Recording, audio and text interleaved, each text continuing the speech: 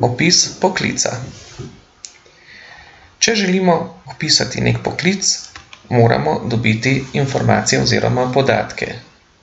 Lahko jih dobimo preko človeka, ki ta poklic opravlja, ali pa jih dobimo na spletu ali v kakšni knjigi.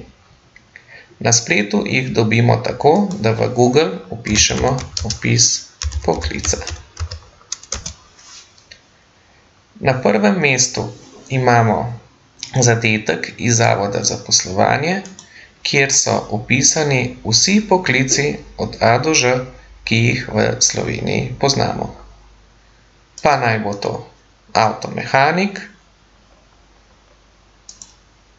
ali pa moj poklic, učitelj oziroma profesor razrednega pouka. Pri posameznem poklicu je kratek opis, torej kaj ta poklic sploh dela, delovna področja, pripomočki, znanja, spretnosti, psihofizične sposobnosti, kar pomeni, ali mora biti človek zdrav, celo zelo zdrav, interesi, razmere za delo, nevarnosti in izobraževanje, kako človek pride do tega poklica. Imamo zapisane celo možnosti zaposlovanja. Ko smo opis prebrali enkrat, dvakrat, začnemo zapisovati podatke v preglednico ali miselni vzorec.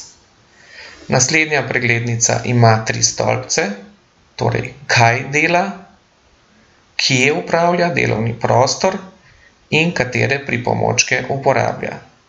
Lahko bi dodali še kakšen stolpec, lahko pa bi tudi zapisali v obliki miselnega vzorca. V tem primeru so zapisi kratki. Zapisujemo samo ključne besede, lahko uporabljamo obliko alinej.